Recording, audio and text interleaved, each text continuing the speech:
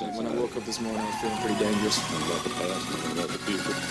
Welcome back to Draftvice. I'm Walter, and we're joined again by Kevin, DJ Intence. Call me DJ Intence, y'all. Dude, up? It's been a while. Very much a while. And we're back finally doing some Draftvice stuff. If you want, you can follow the podcast at Draftvice on Twitter, at Draftvice_football on Instagram. You can follow me at BROJO. Death is in the end of life. Punch like a delicious drink you drink in the summer. And you can follow Kev. DJ Intence on all platforms. Replaces the S with a C. And today we're talking about all the head coaches, all the head coach hirings, the firings, the GMs, everything. So all the brilliance of all the moves that are going on this offseason.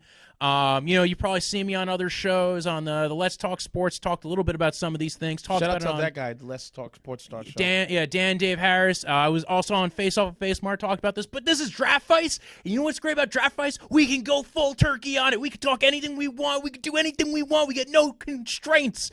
Not like any of those have constraints, but still this is the least constrained you will ever be. So, a whole bunch of hirings, a whole bunch of firings. Yes. Which of these should we go? There's 9 openings that have happened this year. I think we're almost done, though. I think they officially reached the end, right? We had the Giants, right? They fired Joe Judge. That wasn't even the first one. The first one was the Raiders with John Gruden. Yes, that was during the season. Yes. Gruden had some emails. Some things were not taken lightly what he said. Don't leave things in emails, folks. He had to go. Yeah, especially when he's suing the NFL on that. I'm excited to see where that goes. Oh, but yeah, don't put stupid things in emails. You don't know where it's gonna go. Yeah. That's the rule we've learned. Also, just don't be like sexist and racist too. Like that's and homophobic. There's other things we've learned from the Gruden thing, but also don't leave things in emails. Yeah. Anyway, so after the Gruden thing, we had Urban Meyer. Oh, he was a disaster. Woo! Well, you lucky I wasn't on your podcast. Just Kicking kickers, man. I getting grinded on by some hot ladies in Ohio. Like, can I just take a minute and say Gruden? I mean, not Gruden. Urban Meyer. Urban Meyer, you are a hypocrite. Biggest fumble I think I've seen as a head coach hiring in the last 5 years. Like, I think that was the worst head coach hiring. Yes. That totally whiffed on expectations. Although my expectations were low. If you know my opinion on it, that was one of my least favorite head coach hirings last year. And he constantly disappointed, from the weightlifting guy who happened to have the Iowa weightlifter, weight training guy who was racist and caused injuries to players and had that history. Then you had all the stuff with the draft, where he's like, we took Travis Etienne because I didn't realize Kadarius Toney might go sooner than our pick. Like, that was kind of like a weird thing that happened. There's so much. And then the thing about it that, you hear coaches tell their players, don't be that guy. Yeah. Here you are being that guy. Oh, worse than that guy. He calling his coaches losers, kicking his own player. Again, like ditching his own teammates. By the way, the one that I really Chris Carter, I think it was supposed to have a job on the coaching staff. Like, he wanted to be involved with it. I didn't know about this, but this is breaking news. I saw this literally last week, and he was talking about it on Good Morning Football, and apparently he had spoken about having a role on the coaching staff to be involved with Urban Meyer being there. Okay. And apparently Trent Baalke nixed that idea. By the way, Baalke was another thing that was just not a good idea. Bringing in Trent Baalke. That guy is just how? How does he continue getting a job? You messed up San Fran. You messed it up. Well, I'm sure we'll talk more about Baalke in a little bit. So yeah, the whole thing with Baalke, and that stopped him from having somebody else in his ear who, like Chris Carter's like, listen, man, if I was there, I would have told him, you get on that damn airplane with your team after the loss on Thursday, and if you want to go back to Ohio over the weekend, you fly back to Ohio. You get on the plane. And then you get grinded on by little co-eds. You don't stay there and then grind it. No, you get your ass on the plane. Yeah, you lose as a team, you go home as a team, and then you can fly back on your own and get laid. I don't care what you do in your own time. Let me tell you something. If he was me, that he would have kicked, I would have gave that guy 2-piece. I would have. What's that guy? Was it Marcus? No, it was Josh Lambo. No. Oh my God, the kid from Washington, Allen, that punched his teammate. Marcus Peters? Yeah, no, not him. Oh, Payne? Washington. Payne. Oh, Daron Payne. Yeah, I would have gave you a 2-piece. Oh, well, we'll be talking about a little bit about that because of Joe Judge. Because he decided to comment on that for weird reasons. I would have gave you a 2-piece, Urban Meyer. You're lucky you didn't kick me. Yeah, Because so I would have punched you in your face right on the spot. So he flummoxed everything. They had so many bad losses. Started the whole season off really bad. They played. It wasn't bad losses because I figured they weren't going to win a lot. They were competitive. And a lot of them, well, they beat the Bills. Like, they Yes. had weird wins. Like, they had their moments. And then it came crashing down, and they never found their footing. And then also it didn't help when all this information's going out there where, you know, you're calling your coaches, your assistant coaches losers. Well, guess what, Urban? Your job as a head coach is to hire people. Who'd you hire? Huh, Urban? Darrell Bevel, who's the other one that was there? The both guys who were from the Seahawks, the QB coach and the offensive coordinator. Who'd you hire? But apparently he did not like how that all went down. So That's not. Listen, Urban. I get it because in college you used to having the ultimate roster. yeah, In football, there's parity. The talent pool is not that big from top to bottom. Yeah, there's even no bad recruiting. teams can be successful at some point. So you gotta work a little bit more harder.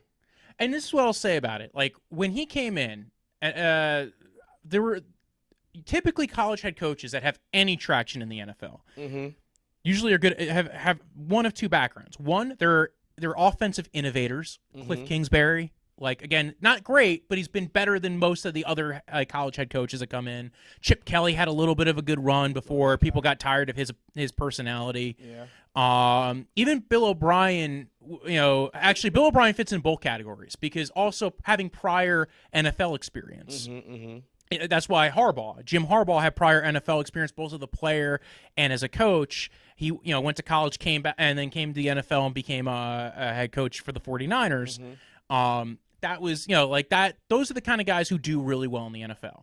Like, coming from college. If you have no experience in the NFL and you have no offensive innovation, you're not like trying to bring something in that's like kind of like different than what the NFL does. There's no reason for you to be in there. There you go. Like I said, you had And Urban Meyer did not fit in either of those no. categories. Urban Meyer had talent that exceeded all of the teams. So when he came as a head coach, what more can you do? Just be more. Just crack the whip. That's more or less what you were doing. Yeah, like recruiting's totally different than developing talent and training. I mean, he was fine at developing talent at Ohio State, but it's a different thing. Even at Utah too, in Florida. But there was a lot of missteps in Florida that you had. You did have Aaron Hernandez. We're not going to get into that, though. Yeah, so let's move on. We'll move on from Urban Meyer. Trash show that was. All right, so those were the two in-season hirings. Then we had firings. Firings. Sorry, that's what I meant. Firings. And by the way, Jacksonville had the second firing, and they were just most recent. And they just this week hired somebody. Yeah. So we had that. Yeah, you had the Vikings with Zimmer and Spielman both got fired. Spielman was a bigger shock, I've heard. I blame Kirk Cousins for getting Zimmer and Spielman fired. I don't. And it's not because I don't think Kirk Cousins is bad or good. My opinion on it is I think that there was a point where Zimmer stopped talking to Spielman, and I think it was the lack of cohesion in the building and the lack of ability to adapt. And clearly ownership wanted to go a different direction because they fired both of them. Yep. And then they hired Kwesi, Adolpho, Mensa to be their GM. He's from the Browns, right? From the Browns, previously also with the 49ers. Okay. Had a little bit of background in analytics, so he doesn't really call it analytics. He likes to call it information or evidence-based decision-making. Okay. Great way to call it, right? Great way to rephrase analytics. It's evidence-based decision-making. Which means numbers. No, not just numbers, but like you're using information to make your decision. So basically using what they have for like that whole GPS tracking thing. And well, that's part of it, but like also part of metrics. analytics is trying to figure out the why to things. Like, and it's not just like the stats, but sometimes the stats are wrong. Like, why is yards per carry not a great stat? Well, because there's so many things that affect yards per carry, whether offensive line blocking, running backs vision, what down and distance it is. So yards per carry, and somebody might just look at that stat and be like, that's not analytics. Pointing out to yards per carry is not analytics. That's stats. But but an analytics person might be like, well, yards per carry doesn't really mean anything because there's different reasons for yards per carry being up. Like you have a really bad offensive line, like Joe Mixon had for his first few years in the NFL. Still has it right now to this day. But he's just a dynamite running back. Yes, he is. And his backup too. Yeah. So moving beyond that. So yeah, Zimmer is out. Zimmer, so honestly, I would have been okay if they brought both those guys back. There was a lot of, I think there was a lot of things that went against their way. I think ownership was just like, it's time. It's been 8 years. It's been 3 years since you made it to a playoff. It's time. You got to move on. Your roster was at its best in 2019 when you had Case Keenum, and unfortunately, you didn't have Case Keenum. Was it Case? It was 2018, 2019. And Diggs and Thielen. 2019. Did they make it the playoffs in 2019? I think that was the last time with the miracle against the Saints. Well, 2018 was Case Keenum. They brought in Kirk Cousins in 2019. I thought. There you go. So, but basically, like the last time they had a really good roster was when they had Case Keenum. They brought in Kirk Cousins, and then everybody started getting older. And they started losing guys like Xavier Rhodes, kind of aged out. He, just kind of lost a step. So more and more of this roster kind of started getting older and injured, like Barr and Kendricks and and the defensive end that's been there forever, Everson Griffin. Yeah, he went on like a little road trip and went to Dallas for a little bit. Yeah. Didn't do anything in Dallas. They just cut him and brought him. He came back. Came back a year later. He's like, listen, Dallas was like whatever, but he was actually a decent pass rusher this year. Yeah. You know what it is though? They did have some good coaches that knew how to develop talent. Andre Patterson, great defensive line coach. They were talking about. I think you were talking about. I love Andre Patterson. You were talking. Come to the Browns, Andre. In the live sports talk show about him, if he's gonna go to Jacksonville, right? No, I think. Oh no, that was a discussion a while ago about. I'm sorry. I like to. That was Vic. I was hoping Vic Fangio would go to Jacksonville. Yeah. That was my hope, my dream. Because honestly, I want to see. I don't think Jacksonville's going to do this now because everybody's now making it sound like they're going to go tackle for the number 1 overall pick. Tackle. There's rumors that we're not talking about the draft right now. Right. Let's keep it on head coach candidates. Why not go? Whatever. Yeah, so I'm realizing this. I'm like, wait a second, we're gonna go deviating too much on this. There's 9 different openings. They all now we're finally filling up most of them. So Vikings go ahead and they move on from Zimmer. They bring in. They almost brought in Harbaugh, and Harbaugh said no. No, what Harbaugh thought they wanted him, and they. There we go. That's the one right there. They did not want him as much as he thought they did. Yeah, and he said, "F this, I'm out." No, it's. O'Connell was the candidate the whole time that they wanted. It was always not always, but I think what happened was Kwesi has a relationship with Kwesi was with the 49ers back when Harbaugh was there. So that's what made him even take the interview. Right, Kwesi was there. It's Kwesi. It's like, hey, Kwesi, we go back, man. Yeah. So they go there. He goes, hey, Kwesi, how's it going? He goes, yeah. They do the interview, and he realizes like this is a real interview. This is wait, hang on, I'm not the top candidate here. So it was more or less. He thought he was number 1, and he really wasn't. Yeah, he wasn't the favorite. He actually had to do an interview. Okay. Yeah, he wasn't the favorite coming in. And keep in mind, they had already done the finalist interviews with O'Connell. And was it D'Amico Ryans or Raheem Morris? I think it was O'Connell and Raheem. I think D'Amico turned him down. Yeah, he said he didn't want to do it. Yeah, he turned him down at the last second. I don't know what happened with that. And then the rumor came out about Harbaugh, and then they hired O'Connell after the Harbaugh interview. O'Connell, what's coaching tree from again? He is McVay's offensive coordinator. He previously coached in Washington, and he also works for the QB Collective, which is something I want to touch on, both in this episode and then when we talk more about the Flores lawsuit. Is there's a lot of head coaches, especially this cycle, who are associated with the QB Collective. That's from it's Mike Shanahan's his organization. Yeah, and they all run a lot of the similar scheme, this outside zone play action based concept, mixing with West Coast concepts. And it seems to me that there's a big proliferation of this, and it seems like these coaches interview very well. And part of the interview is because you have something to go back to. You have a schematic, right? You go in and your pitch to them is, listen, our whole plan here is we're going to marry the run with the pass and the pass with the run. There's proof that play action, it just happens to be a better play than almost any other play you run, better than just a straight drop back play because you're running play action. The linebackers have to sneak up. They're not always sure what you're doing. So there's a pitch there. There's hey, this is a scheme that works. We're going to bring in coaches that know how to coach the scheme. It's going to be our base concept, our bread and butter. So I think that's what O'Connell probably came in there and said. It's like, listen, my base is going to be 11 personnel. outside zone play action. When Kevin Stefanski did it, he said, I want to do 12 personnel outside zone play That's action. with 2 tight ends, right? 12 Yep. personnel. Two tight ends, 1 running back. Shanahan does all of it. He does 12 personnel, 21 personnel, fullback and a running back, 2 tight ends. Shanahan does it all. Oh yeah, Yeah. His daddy's hands are inside the pot. Okay. So, and these are where you see the variations of those schemes, right? So Nathaniel Hackett's been with LaFleur. He was there with him when he got to see like some of the variation of the scheme with in Green Bay. But Nathaniel Hackett's been around for a bit. He was in Jacksonville before this. Was the OC for Blake Bortles' best season, which not really saying much because Blake Bortles not doing much right now. He had 1 season. Yeah, he had one good season, One good season. but Hackett was involved. So Yeah, listen, I think you got to give him some credit for that. People don't understand what that whole Mike Shanahan coaching tree from 2013, right? They're all part of the same Washington football team franchise, right? It was Washington football team. Before that, it was Kubiak's team when he was with the Texans. All these guys have been together quite a bit. Mike Mcdaniels, the guy who just got hired for the Miami Dolphins, another guy who it comes from the Shanahan coaching tree. He's been best buds with Kyle Shanahan since Mike's been in Denver. Oh, wow. Yeah, so you're talking about going back to 2004, 2005. That's how they know each other. Damn. They've been best friends. He was a ball boy for the Denver Broncos, grew up in Denver. So, you have that guy coming up. He's been with Kyle Shanahan everywhere he's coached in the NFL. The Texans, Washington, the Falcons, Cleveland, and then, and all the way to the 49ers. Now he's the offensive coordinator there, and now he's been hired as the Miami Dolphins head coach. Yeah. So, when I like Mike McDaniels a lot, partially because if you watch any of his interviews, there we go. Hilarious. Yes. And he's friends with a famous comedian, Dan Soder.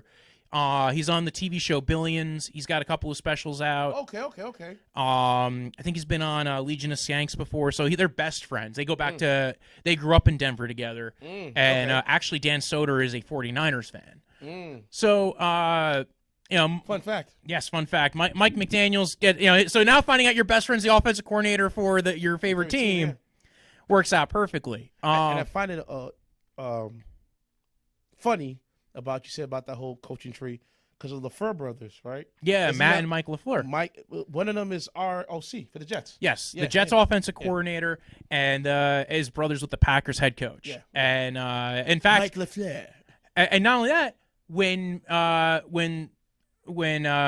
LaFleur wanted Mike LaFleur to be his offensive coordinator, Kyle Shanahan blocked him. Really? Yeah, he cockblocked. Back when you could block those kind of things, Kyle Shanahan said, no, I'm not letting you hire your brother away from my coaching staff unless he's taking play calling duties, which he wasn't because Matt LaFleur was going to take play calling duties. So now you can kind of finagle it sometimes. The rules have changed a little bit in that circumstance, and it seems like a lot of coaches don't like that, blocking people. It's happened to a lot of coaches before, and it inhibits your ability to grow. So I'm totally against that as well. So Mike McDaniels takes the job down in Miami. O'Connell takes a job over with the Vikings. And I think his style is probably going to be a lot more 11 personnel, a lot like the McVay system right now. Nathaniel Hackett going from Green Bay Packers down to Denver. Again, I think, there's clearly going to be the whole Aaron Rodgers thing. But I don't think it's necessarily all it was. By the way, another guy who's hilarious, if you see his interviews, he's kind of like this dopey bozo dad, but kind of very sweet. Like, Star Wars fan, kind of dorky. Like, he just seems like his interview, he seems so excited about being a head coach. He's like, listen, man, we're going to run that outside zone play action, West Coast principles, that old John Elway, Mike Shanahan style. He pitches it so well. Very excited to be there. And a Star Wars fan, I think they asked him what his favorite Star Wars character was. And he just went in a whole little rant, didn't he? Well, he ended up saying it was Han Solo, but he said that's like picking one of your favorite children. So, but it's just fun, seeing a guy kind of being very excited. Not like Bill Belichick. No, yeah, you don't need to be just stone cold Steve Austin all the time. Sometimes you like a little bit of character, a little bit of rosy cheeks kind of going. It's funny that you just talk about the personnel because if I look at Denver and those running backs they have back there. I like Melvin Gordon and Javonte Williams. And very Javonte similar. Williams is he did me some justice for fantasy. And not for nothing, very similar to how the Packers had Jamal Williams and Aaron Jones. Now, I do believe Melvin Gordon's going to be a free agent, but he said he's interested in coming back. And I think like they could utilize those two guys very similarly. Yeah, might as well. It did. I had nothing against Denver's offense. It's just that quarterback play was offensive. But other thing around it, like running backs, tight end, and receivers, they did pretty well. No, the wide receivers are great. Yeah. They have Jerry Jeudy, Cortland Sutton. We never really got to see anything with KJ Hamler. Jerry Jeudy looked great at the beginning of the year. He got hurt. Got the high ankle sprain. Never quite looked 100% since then.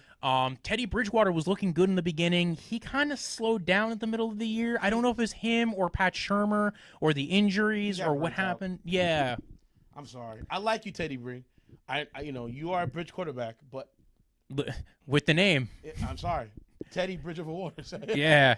So I wonder where he goes this year. I don't know. There's rumors they might bring him back. We'll see what happens with Nathaniel Hackett if he wants to bring him back, what he thinks is like the best option. There's a lot of talk that they're going to go after Aaron Rodgers, but if Aaron Rodgers is not available, and I actually do believe Aaron Rodgers will not get traded, that is my belief this offseason. I could be entirely wrong, but in my head, I don't believe Aaron Rodgers gets traded. If I'm Aaron Rodgers, the team that I'm looking at to go into, and you may think I'm nuts, there's two teams, the Colts and the Saints. If I really want to leave, I go to those two teams. I don't agree with the Saints for two reasons. One, you no longer have Sean Payton there. True. And also, they might not have Michael Thomas after this. So what wide receivers are you throwing to? Bunch of guys off the street. Exactly. So, like, the whole reason why he would be going somewhere is, he wants to go wherever Devontae Adams is. Makes sense. Are they going to be signed to Devontae Adams or no? The rumor is they're going to tag him. Whether he, capitulates and works with them on it, whole different deal. Maybe they can offer him a long-term deal to make him stay. They are $40 million over the cap, but there are ways that they could fix that problem for the Packers. Isn't that when you talked about those voided years thing? You could do the void years thing, but it's way easier to just give Aaron Rodgers an extension, which I think is really what's going to end up happening. So I think they'll give Aaron Rodgers an extension. They can move some of the money from this year, the salary, as a signing bonus into the next few years. That'll clear up some of the cap for right now.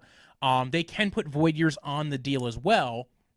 But I think what ends up happening is they extend Rodgers, they cut Preston and Zadarius Smith, and then they can restructure some deals with Kenny Clark, with Bulaga if they really want to.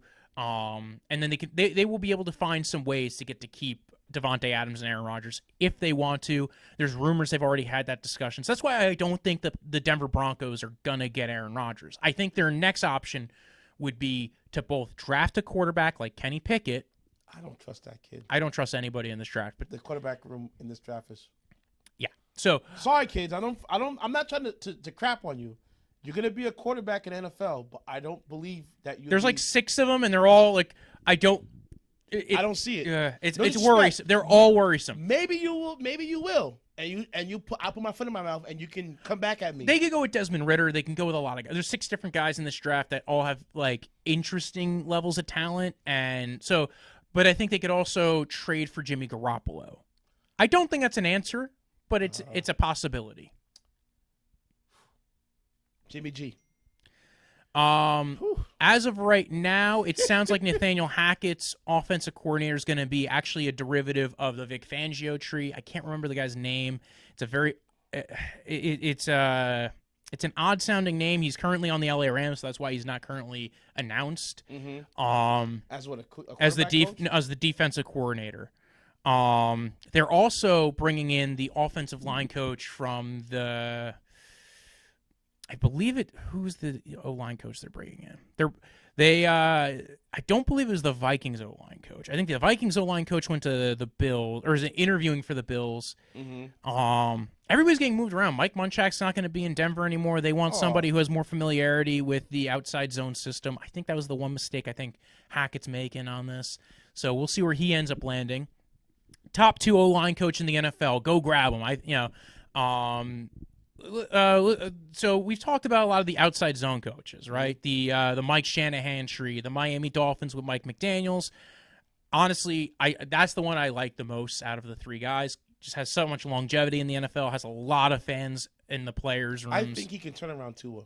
Yeah. Oh, by the way, that was kind of like so. We'll talk about that a little bit with Flores. Is okay. So like Miami Dolphins, they fired Flores, right? Yeah, as we know. Yes. After he had 2 successful winning seasons. Yes, and also kind of like overperformed with the Dolphins team his first year that looked like it was going to go 0-16. Yeah, because they had nothing. And ended up winning enough games where they got the 6th overall pick. Mm-hmm. So clearly he's a good coach. Now part of being a coach is more than just being a good defensive coach. It is figuring out your offensive scheme, putting together your offensive coaches. And one of the big problems with Flores was the offensive. I think he had 4 offensive coordinators in 3 years. Yeah. 4 different offensive line coaches. They never quite figured out the offense together. And I think that was really one of the worries. And clearly there was some kind of friction between him and Tua. Mm-hmm. And now I don't know whose idea it was. There's a lot of talk about Deshaun Watson. And clearly Deshaun Watson wants to be wherever Flores is. Like that's been the rumor since the get-go, is that Deshaun Watson likes Flores, thus he wanted to be in Miami. Thus the Dolphins kind of started kicking the tires on that deal. Clearly everybody involved was somewhat interested. I don't know. Everybody might have different levels of interest. Mm-hmm. And we're going to talk more about the Miami Dolphins situation in another episode. Get into that one. So there's more to talk about as far as the whole 3 years that Flores was there. But so one of the big worries, though, coming into this was, okay, so why they at least from a skyline view as a coach, one of the few coaching things that I would say with Flores was they just didn't figure out the offense. No, they never did. And I don't know if it's because he didn't believe in Tua or Tua couldn't get it, but the offense was very it underperformed, in my opinion.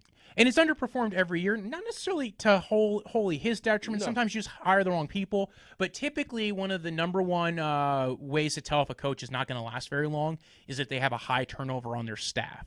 I thought Flores was going to beat that, though, because I just thought he was winning too much, where I thought the high turnover didn't matter. Like, they just figured it out somehow. Mm-hmm.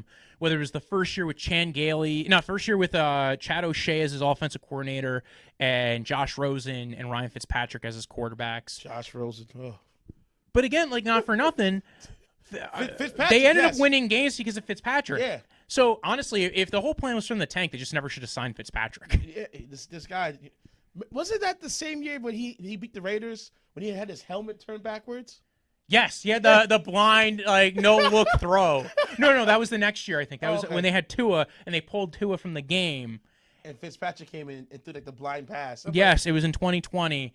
Yeah, that was crazy. That was one of my favorite plays I think I've seen. Also, I think I was rooting against the Dolphins for some reason in that game. Whatever it was, though, that throw just like shook my soul a little bit, because I was like, "What? How did that even happen?" Yeah. So yeah, they went on to beat the Raiders in that. Yes. So no matter what, I think the big worry for their next head coach, ignoring any, because we'll talk more about the Flores situation. Mm-hmm. I think there's a lot more to deal with there. Was always the offense and trying to figure out if Tua's the guy, if you could build something around Tua, and like you just said, you think Mcdaniels probably can. I think he can, because I see what you did with Jimmy G, and I see, and along the way you said with Matt Ryan, those kind of guys, and he has that kind of personality and I guess approach to get the best out of Tua. Yes, and I don't think Tua's bad. I feel like Tua is not getting in. Hey, he never was healthy. He's never healthy, but they also put him in weird offenses. Yeah. So his first year, they had Changeli as the offensive coordinator, who was really the whole reason why they brought in Changeli was because he fit Ryan Fitzpatrick. Yeah. He had two of Ryan Fitzpatrick's best seasons have been with Changeli. Yep. Once in Buffalo, and then once with the Jets. Yep. And he did a lot of that. 4 wide, 2 big slot wide receivers, Eric Decker and Brandon never Marshall. Use your tight ends. But you know what? It worked for a bit. He did this kind of cool spread thing with 2 big wide receivers with Brandon Marshall and Eric Decker that worked, and I loved it. And it worked but the problem is when one got injured, you no longer could do it. There you go. And that was the big problem with it. But it was such a cool offense. I did think that wasn't the worst idea in the world. I would love to see more 10 personnel out there. Brian Daboll's done it up in the Bills a little bit in the last 2 years. We'll talk a little bit more about Brian Daboll in a second. Mm-hmm. So, again, I think with Changeli, I thought he was more brought in there to help Fitzpatrick, and they were going to let Tua sit for the year. That's what I thought. And then they benched Fitzpatrick after, him winning a bunch of games. And then, now, granted, they beat teams that were not great. It was, the Jaguars and a couple of, it wasn't like, all those teams were really tough teams. And they ended up winning in spite of Tua as the starting quarterback for that first year, too. So it really didn't matter all that much. No. The defense was just so crazy good. Yes, and that's what I looked at Flores like, this guy can coach. Yeah, at minimum, they were doing the right stuff on defense to keep the points down, and then they were finding ways to win, and that's an important aspect. And mind of you, it. that's when they traded Fitzpatrick. No, they didn't trade him. They benched him, and then by the end of the season, he went in free agency and went to the Steelers, Washington, and then hurt his hip. Minkah Fitzpatrick. Oh, Minkah Fitzpatrick. Yeah. That was his first season. Yeah, okay. yeah. Too many Fitzpatricks, Yeah, Miami. Stop getting all the Fitzpatricks. You're hoarding the Fitzpatricks. Yeah, so Just in time for he's coming out with a fucking Irish accent now. Just in time for St. Patty's Day. All the Fitzpatricks. So yes, they famously traded him for a first-round pick, and the Steelers. Yeah, to the Steelers. And yes, they made all these crazy trades. I'm like, I feel like you guys are giving up, but this guy can coach. Yes. He was still winning. Yeah, that first year really impressed me. 'Cause I'm like, he could have pulled me off my couch, 35 years old at the time, and I would probably have a role and be successful in Miami. And that was the thing. I felt like that first year was the out of the 3 years he coached, his best year. Because, he just found a way to get over any kind of stump. Yes. And won games that they probably shouldn't have won. Exactly. The second year, the defense was shut down and lights out. But part of that was they spent a lot, and I mean a lot of capital on that defense. Yes, they did. Xavier Howard, Byron Jones. They brought in Kyle Van Noy. They did all. They had Emmanuel Ogbah, who I think they signed at some point during that chain of years. It's funny that you talk about this right now. I forgot Flores was there for 3 years. Yeah. I keep thinking he was there for 2. Yeah, well, yeah, because the forgotten year. The first year was the forgotten year. Yeah, there we go. There you go. Sorry, keep going. So they brought in all this defensive talent, and it was good. So that then this year they underperformed. And I think because they went 10-6 last year, and this year they started out 1-7. But then they stormed back and they went on a crazy win streak. Yeah, and end up 9-8, and I think they barely missed the playoffs because of that whole. Because I forgot it was because they lost to the Colts. Something about the record. That's why they couldn't get in. Like they were the odd team out. Yeah, they had a 9-8 record. Yeah, so so they couldn't make it in as the 7th seed. I really don't think that it was the playoffs element to it. I think it really. I think there's 2 elements. And by the way, Jay Glazer had this. He said for what I was watching, he had the information on the Flores thing. He's like, I heard rumblings that Flores wasn't safe, but I don't buy that. Like they're doing so well, blah blah blah. And then a week later, Flores gets fired, and I'm like, what the heck happened? Yeah. So and then I kept asking you because you're the insider. And I wouldn't say insider, but I just pay attention to everything. No. You're on Twitter. And I'm like, Twitter was saying that he was. Are we getting into that now? Or we're gonna wait until the. We'll touch more on the Flores stuff. Yeah. It was just a little bit of a shocker. Yeah. So we'll touch more on we have another episode about the lawsuit because it's such there's so many elements to it and such an interesting lawsuit. So move over to the Giants, right? Yeah. Giants hire Brian Daboll from the Bills and Joe Schoen from the Bills. Yeah. Here's a package because Joe Judge. Sorry, Mr. Judge. All right, the Joe Judge clown show is not great. I never saw somebody fall from grace so hard. Him and Matt Rule, but unfortunately Matt Rule kept his job. Yeah. So sorry, Panthers fans. Yeah. Sorry, I really am sorry for you. I really sorry for your loss. I did believe in Matt Rule. I did believe in Matt Rule. I did too. And then it was just like, and they started out this year really nice. Yeah. And then I don't know what happened. And sorry, Sam Darnold. I don't even blame Sam Darnold. You know why? They could have drafted Rashawn Slater. This is why I don't like Matt Rule. And we're going on deviation upon deviation. Go ahead. But Matt Rule went on a radio show and said he did not draft Rashawn Slater because he did not think he could be a left tackle in the NFL, and they did not want to draft a guard that high. Meanwhile, first off, 1, you guys needed guards. Talk about it. And 2, he just played at such a high level. He made it to the Pro Bowl, I think, his first year. He was like one of the best tackles in the NFL this year as a rookie. So they skipped on getting him. They draft a corner who didn't play most of this year, even though J.C. Horn. And I loved J.C. Horn, by the way. Did he get hurt? He did. He got hurt. He got hurt. Yeah. They traded assets to go ahead and get Stephon Gilmore and C.J. Henderson, and I don't think any of that was necessarily wrong, but here's the thing: if you think Sam Darnold's your guy, help out Sam Darnold. Yes, offense. Yeah, that was kind of my big problem with it. It's not that I thought J.C. Horn was the wrong pick. It was the wrong pick for the team if you're trying to assess what Sam Darnold is, especially if you're trying to make it. So instead, they went with Cam Irving at tackle, which never was a good plan to begin with, because he's been in the NFL for a while now. And we knew Cam Irving is not a good left tackle.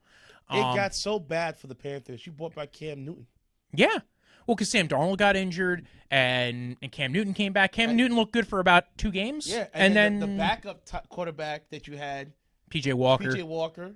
Was he from the AFL? XFL, yeah. XFL too. So it's like, what are you guys doing down there? Oh, and they were playing like a rotation of quarterbacks. Like they'll put in like one quarterback for a couple series, then they put in Cam to run like a power package, and then you have. I'm like, see, I didn't mind that too much, and I kind of like the idea of having like a second quarterback who has the athleticism stuff, like what they do with Marcus Mariota in Oakland. I mean, the Raiders. Yeah, I like that. Well, the only thing is, I don't think they use Mariota. I like it more when so I don't like that they do this with Taysom Hill. If they had a lesser quarterback than Drew Brees back when they did this with Taysom Hill, I would say what they used to do with Taysom Hill. Or what they try to do now with Taysom Hill, but he's just been injured now a lot. You can't be a fullback and tight end and punt coverage and they expect me to throw the ball. Sorry. Yeah, well, he had concussions this year. He had a lot of injuries. So, the Panthers, like, there's been no So this really all started with Joe Judge, right? Because I was saying like him and Matt Rule lost my respect so quickly. I think I don't think I ever really bought in on the Joe Judge show. I think I bought in on the Matt Rule show for a little bit this season. I was bought on the Joe Judge show for the premise of like him saying, like, okay, when I watched him his first year, they were competitive. Yes. And they were getting better. They were ascending in the right direction. He was just riding Patrick Graham's coattails. And then the second season, it just felt like everything offense fell apart. Just was like, what am I watching offensively? What was this? And then they fired oh my gosh, what's his name? Jason Garrett. I'm like, okay, so you fired Garrett. You're trying to bring a guy in. I'm thinking to be more creative offensively. It got worse. So the whole story with Joe Judge and Jason Garrett was that how did that go? I didn't know the Giants ownership told him to hire Jason Garrett initially. This is why a lot of like people feel like Joe Judge got screwed a little bit, was because Jason Garrett was their suggestion, and then they wanted him to keep him into this year. There's 2 problems with that. One, he also had 4 offensive line coaches in 2 years. It was nuts, and he was about to be on his 5th. Yeah, he did fire his O-line coach. He fired an O-line coach in the middle of the year last year, and he almost got. And there was a rumor that he got into a fight with him. Like there was like a rumored fist fight that they almost got into. Yeah, I'm not surprised. They hired somebody else for the second half of the season. Then they hired somebody at the end of the season. It was a mess. That team has been a mess under Joe Judge. This is the same Joe Judge that had a scuffle during the preseason and made him do laps or something like that. The team players got into a fight with each other in camp, and he made them run laps. So there were multiple retirements in camp. Yes. I've never heard of that before in the off season. Isn't that when Kelvin Benjamin retired? He came in for the look. I thought he was just there for the muffins. Because like, I don't know if you've seen him, but he's not a svelte man. He wasn't a svelte man to come into the NFL. I shouldn't be fat shaming Kelvin Benjamin. It's not fair. This man deserves our respect.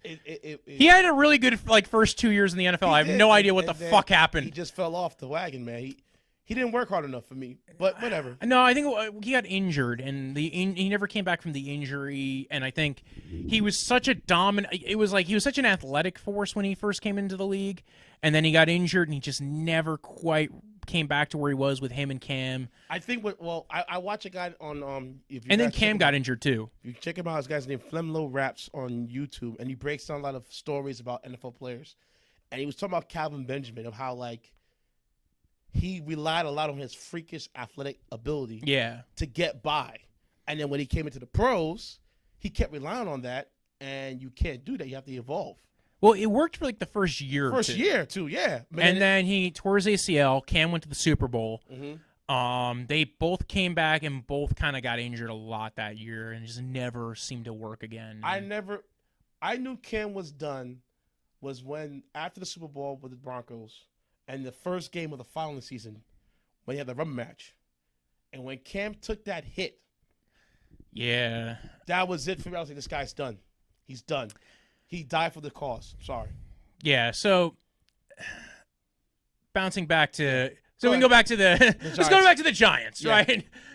Joe Judge had so many weird things that happened. Don't get me wrong, like Daniel Jones hurt his neck.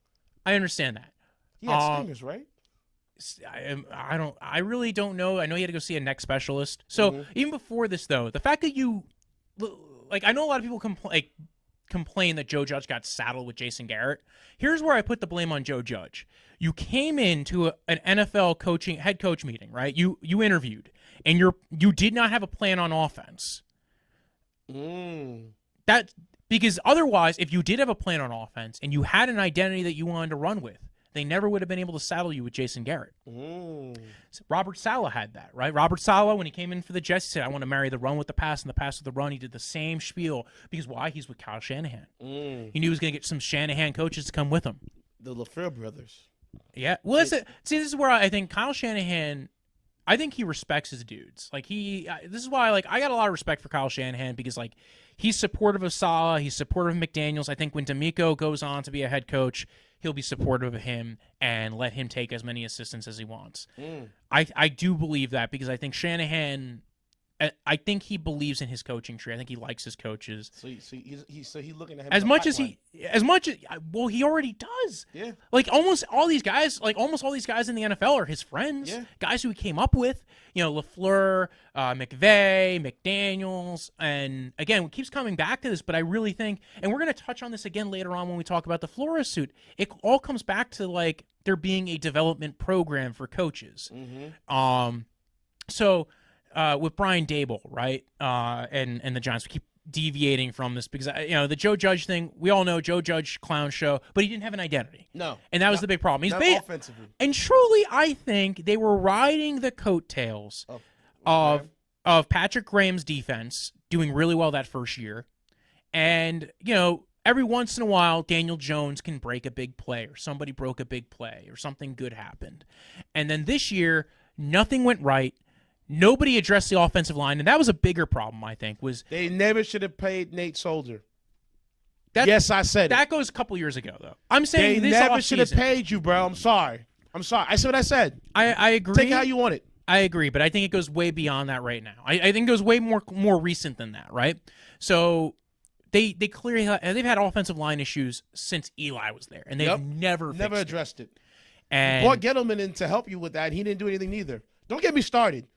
I will say this. Andrew Thomas did a lot better this year. He definitely developed. He definitely played better. He's the only piece on that offensive line that's even usable, right? They had a couple of guys that they signed or traded for before the season started that were last-minute Band-Aids. Matt Skura. They traded B.J. Hill for Billy Price, the failed first-round center for the Cincinnati Bengals. It's bad when the Bengals are trading away interior offensive line because even now they still need them. But So anyway, they traded for Billy Price. They traded for Ben Bredesen. I think he'll still be on the roster because he's only a second or third year guy. So they'll have Ben Bredesen. They'll have Andrew Thomas. Those are the only two pieces I like as far as offensive line on that roster right now. I know they had a guy. I think they had a guy from 2 years ago, but they have Gates, who they kind of liked going into the year. And then I think he got injured, so they had to figure something else out with that. Mm-hmm. But you're right. Like Nate Solder came in. He opted out last year. They redid his deal for him to come back. They had Matt Pert. Neither of those could be your option at right tackle. Will Hernandez, the guy that drafted in the second round. Will Hernandez was there, but Will Hernandez has not played well, and neither has Shane Lemieux. And part of that might be that your offensive line coach is not the best offensive line coach. Mm-hmm. Part of it might be the scheme, the play calling. You're not putting him in the most advantageous situations. Half the season you had Mike Glennon at quarterback. That's not great. I forgot about that one. Yeah, Daniel Jones hurt his neck, and then Mike Glennon just had too much neck. It's all. I don't know if you've ever seen his pictures. It's just all neck. It's all neck. He's like this tall. Yeah, so the Giants had a lot of problems in the offensive line, but they didn't spend a single draft pick on offensive line. No. And they could have drafted Creed Humphrey last year. They could have not. So I actually did like the fact that they traded down. I was shocked when they traded down because Dave Gettleman never traded down. Oh, that's me. Oh, that's you. Oh my God, I had a heart attack. I'm like, where's that phone coming from? You'll be all right. I'll call him back later. So yeah, Dave Gettleman had the he traded down for the first time in the history of forever and got an extra first round pick in this year's draft, top 10 pick. Great move from the Chicago Bears so they could draft Justin Fields. That's fine. They did miss out on Rashawn Slater, again, a guy who the Panthers did not draft either. That's all teams' fault. But keep going. Yeah, so they also missed out on Christian Darrisaw and Elijah Vera Tucker. All three guys have been very good players in the NFL so far. Shout out to Elijah Vera Tucker being on my Jets. But I'm not mad about that. Like, that I can understand, but they also, and then they drafted Kadarius Toney. And I'll say this, you know what? I like him. He played well when he played. Yes. Now, he got injured. He got injured, but I did like twice last year. But you're right. He played really well when he got to play. I think he's going to be a piece for that offense. Because I didn't know he was that explosive. I watched the tape and I'm like, I didn't know he was that explosive. And then see, kind of feel like, yo, this guy's really got something in him. I kind of knew he was explosive, but I didn't know what he would be in the NFL because that type of receiver could always be like, there was a lot of similarities to Andy Isabella. There were similarities. Now, he was bigger than Andy Isabella. Andy Isabella was like 5'9" and a little bit slighter, but he had a little bit of juking and like juice skills to him, but never developed on the Cardinals. But the way I look at it with Kadarius Toney is he worked, right? Yeah. But then they had other picks, right? Now I love Azeez Ojulari. I was a huge Azeez Ojulari fan. But like, okay, second round they took Azeez Ojulari over Creed Humphrey. But your big problem was offensive line. Third round they could have traded up from the third round and got Creed Humphrey and jumped in front of the Kansas City Chiefs, or they could have taken another offensive lineman in the third round. They didn't. They took Aaron Robinson. I don't know what he was for them because they already were 9 corners deep at that point. But regardless, listen, defensive backs are important, but still, your offensive line, you probably could have gotten somebody else. There were a bunch of guys who were drafted this year who went later than that. Trey Smith on the Kansas City Chiefs went in the 6th round.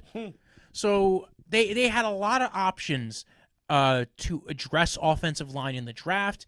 They cut Kevin Zeitler, so that was another piece that went in free. You know, they were, and that was their best offensive lineman last year. Talk about it. And then they get rid of him, partially because of the contract situation, the cap issues. But again, you cut your best offensive lineman so you can go ahead and bring in Kenny Golladay, who didn't work on your team. All right, fine. And then they structured these contracts so that they now were they're over the cap this year. And in fact, Joe Schoen came in and he's like, "Listen, we're gonna have to fix some stuff. The offensive line is a little, not the offensive line's a huge issue." And the salary cap's kind of a problem, and we're gonna have to clear about $40 million to $50 million of salary cap. How much is the cap going up this year by? It's up to $208 million. And last year was it 175? It was. I know it was real low. I think it was the floor last year. I think it was 181. So they get an extra $20 million, and now this year they're $40 million above the cap. Well, yeah, because almost every team last year pushed money out to this year. Can't make it. They structured their deals so that they could push the money out. And that was almost every team did that. They did void years on the back of contracts. They restructured deals and pushed money out, and everybody did it. Even teams that never did it before did it. But even still, like, okay, you did it, but you didn't get much for your money. Adoree Jackson played really well. I did like that signing. Yes. And they got him for a good deal. So I did like Adoree Jackson. I thought he went well with James Bradbury. But now they have to kind of clear out some cap. They think they're $10 million over. They have to figure that out. They have a lot of players they can cut or restructure. I do think they will cut a few guys or trade a few guys. So Sterling Shepard. He's gone. He tore his Achilles this year. Sorry, buddy. I saw his recovery video. I actually screen recorded it because I want to save it for later on, just so like I have for another video. But he tore his Achilles. He's doing the same treatment that Cam Akers did, so maybe he'll be back quicker. I feel like this is kind of the cycle with the Achilles. They finally have a way of getting that right, if you will. So we'll see. But I agree with you. I think he's gone. I think they drafted Kadarius Toney to be his replacement. Exactly. So Sterling Shepard's probably gone. They could trade Kenny Golladay. I wouldn't mind it because what's the guy's name? The second receiver on the squad. Darius Slayton. Yes, I think he has big balls. I'm not meaning like how he plays. He could be a number one or a solid number two, and you can figure out how you want to make it. But I like Slayton. Well, it also depends on how they view this team, right? If it's a rebuild year, like remember the Buffalo Bills kind of had their rebuild year where they had they had all these heavy contracts and they had to kind of get out from underneath the contracts. This is, I think, is what they're going to be doing. They're going to clear out a lot of cap space. James Bradbury is another a candidate, 29 years old. If they trade him, they can clear $13 million and somebody else can take on that contract, and they get a relatively average size contract for a decent corner, a little bit older. So again, like, he's kind of, you don't know if he was kind of on the downturn last year, but again, if a team is looking for a starting corner in the NFL, you have him right there. They play that. They might trade a 5th rounder or a 4th rounder for him. In which case, you're clearing cap space. You're able to now start drafting some more guys to bring in. So, Bradbury's another option. Sterling Shepard, Kenny Golladay is tradable. I think if they trade him right away, they can clear $7.5 million. If they trade him after June 1st, they can clear $17.5 million. Oh wow! Yeah, well, but they're also, if they do that, they're just basically the post June 1st transactions is that you're basically spreading the dead cap out across 2 years. So that might be why they wouldn't wait till June 1st to cut Sterling Shepard, because they could just cut him right now. They'll clear $4 million. If they wait till after June 1st, they clear $8.5 million, and they spread the dead cap out over this year and next year. Okay. They might just want to rip the Band-Aid off right now and cut Sterling Shepard and not even worry about if they could spread it out, because you know what? They're going to probably try and roll over the money anyway. See, so the problem with the Giants, and I always said it when he was drafted, I never believed in Daniel Jones. He never should have been drafted that high. I'm sorry. I agree, but I also think that they never see it in him. I also don't think he's been put to succeed at this point. No, he hasn't. And it's like I was not a Daniel Jones guy. No. What year was he drafted? 2019. Who was in that draft cast with him? Kyler Murray, Dwayne Haskins. So nobody else in that draft class other than Kyler Murray really became anything. Okay. So and maybe Gardner Minshew was in that draft. I like him. He was but he went in the 6th round. Yeah, I know, that's not the same thing. I know, but I liked him. I'm like, bro, this guy, he can play. Gardner Minshew. Hey, listen, I think he will be around the NFL for quite a while. I think both these guys will, because I actually do think Daniel Jones is he a starter in the NFL? I have no clue. No, I don't think he's a starter. No. I honestly, yes. Starter, no. I don't see it. I think he will have that Ryan Tannehill second career contract resurgence. He could. Get those damn fumbles in order. Because he actually reminds me a lot of Ryan Tannehill. Kind of athletic. Not the best deep ball, but probably can benefit from being in a good scheme and a good system. So, with Daniel Jones, I think they'll move on from him eventually. I think they'll keep him from one more year. They'll give him an opportunity. They might even bring in Mitch Trubisky. So Brian Daboll. Well, he is in Buffalo. I forgot. Yeah. So he knows the system. Yeah. So they might bring him in to tutor everybody to kind of be like the veteran backup to kind of help bring along the guys to kind of even the guys who are just in the offense. So they'll bring in that kind of a situation. They have 2 top 10 picks. Daboll. Listen, I thought he was the top candidate who was not a prior head coach. Yeah. I thought because what you did with Josh Allen. Yes, you have a history of helping develop a quarterback in the NFL who had toolsy traits. You saw him develop and grow. You were an intricate part in that. Mm-hmm. He wanted to bring in Pep Hamilton. We're going to talk about David Culley in a minute. Pep Hamilton, that's a guy's name has been spread about all over the place. Pep Hamilton. He has been mentioned as offensive coordinator for 3 different teams. I think he might get hired. The Texans. Well, the Texans. He was the QB coach for the Texans. Yeah. So, but they wanted him for their OC initially, or they interviewed him for it. They brought in Mike Kafka, who's a Kansas City Chiefs QB coach. So they're going to bring in a guy who has this. They're bringing the QB coach, but not Eric Bieniemy as the offensive coordinator. Yeah, I guess they could have brought in Bieniemy, but most times they would have probably blocked that move. Okay, all right. That's the thing. Bieniemy is the OC.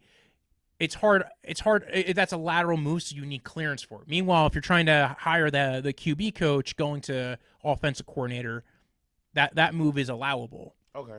So, because it's considered an upgrade in position. So it didn't used to be, but now it is. And I didn't. And speaking about Culley, I like him too as a OC or head coach, because I'm like, you had nothing in the Texans.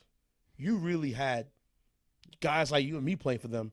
And for they brought in a lot of veterans who were like cheap deal veterans. And to go, it was like they won 4 or 5 games, right?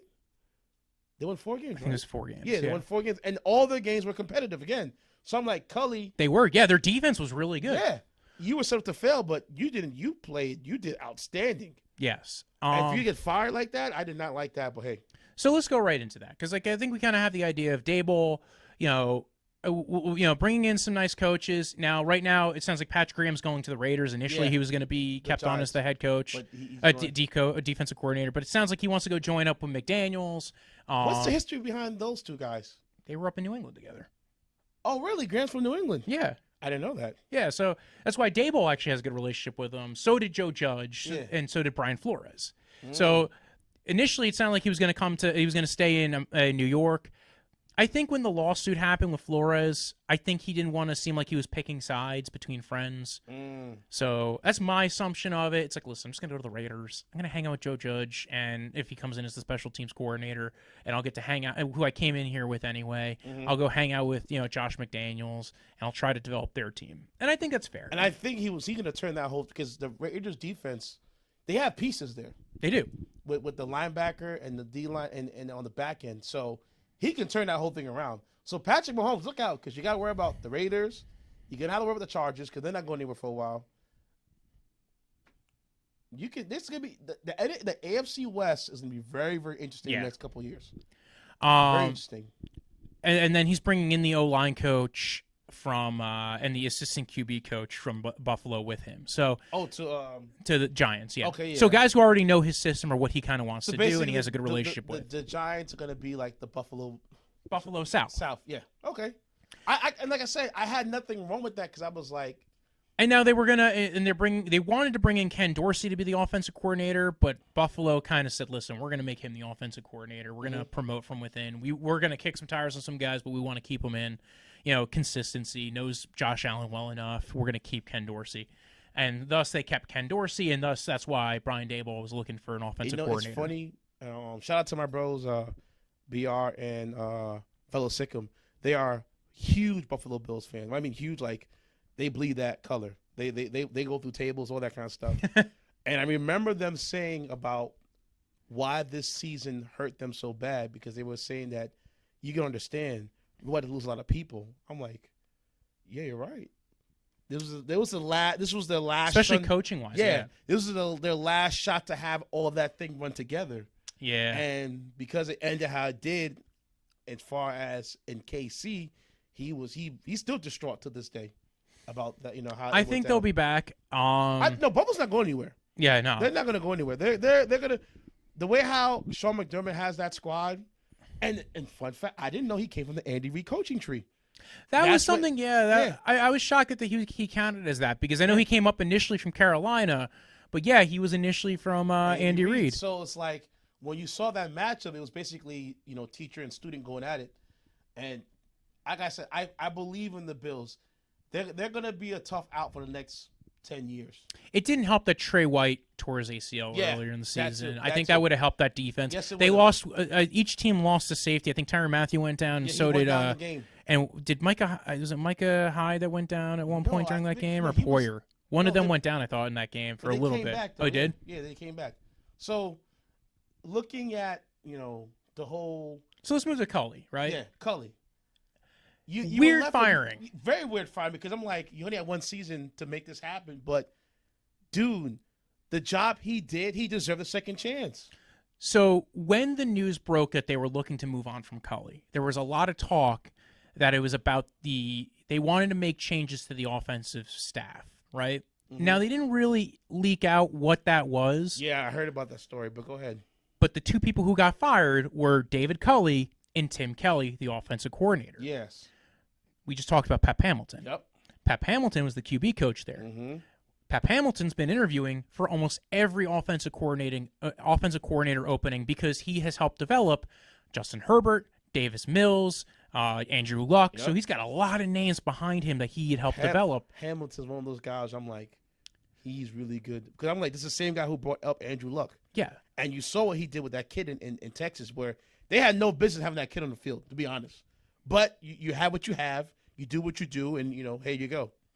So my theory is that Caserio asked Culley to fire Tim Kelly and promote Pep Hamilton. Mm-hmm. And he said no because he's loyal to his guys. And if I came to you and told you to fire your friend who you brought in and came in here with you and was trying to, fought with you to outperform, and I told you to fire him as your boss, you'd be like, no, fire me too, right? And I would do the same. Like, I would be like, no, you're not firing my buddy Kev. You could fire me as well. And then you fire me as well, and you hire Kev. I'm like, what the heck happened here? Damn it. That's actually kind of what happened because they hired Lovie Smith to be the head coach. Yes. Who was the defensive coordinator who came in with David Culley. And it's just why I'm like, I'm not so mad about the Texans' job, but at the same time, I'm like, shit. Well, here's why people were annoyed with it, because there was a lot of rumors that they were going to hire Josh McCown. That I did not. Why? So I know a lot of players who have said they do believe that Josh McCown will be a head coach one day, who have played with Josh McCown. Yes, but you're just getting fast-tracked over. Yeah, so that's the thing, and I think the Texans, it's the same thing with Zach Taylor. When Zach Taylor became the head coach at the Bengals, I think the way the Bengals looked at it was, we can hire him now and we can watch him grow. We know this is going to be a growing experience and it's going to suck. But at least by the end of it, we will have our head coach. And now they're in the Super Bowl with Zach Taylor. But the Browns have always been cheap, so I don't trust the Browns. The Bengals. The Bengals. Sorry. The Bengals. Yeah. I think there was an idea with, I think the way they think of it is they, with the Josh McCown thing, I think they want to get Josh McCown before he goes somewhere else. Now, it sounds like they're going to bring him in as an offensive assistant or some kind of assistant coach. Mm-hmm. I think they really just believe in his future. I get that. I from what I understand from players who've played with Josh McCown, there's always been a belief that he will eventually be a head coach in the NFL. Something like that Jim Harbaugh kind of thing, when you're a player coach. Yeah, because Andrew Hawkins played with him. Joe Thomas played with him, and that was something they said early on before everybody was paying attention to them. They're like, Josh McCown and Mike McDaniels are two guys that they named off like early on when they started podcasting. Is the Hawk?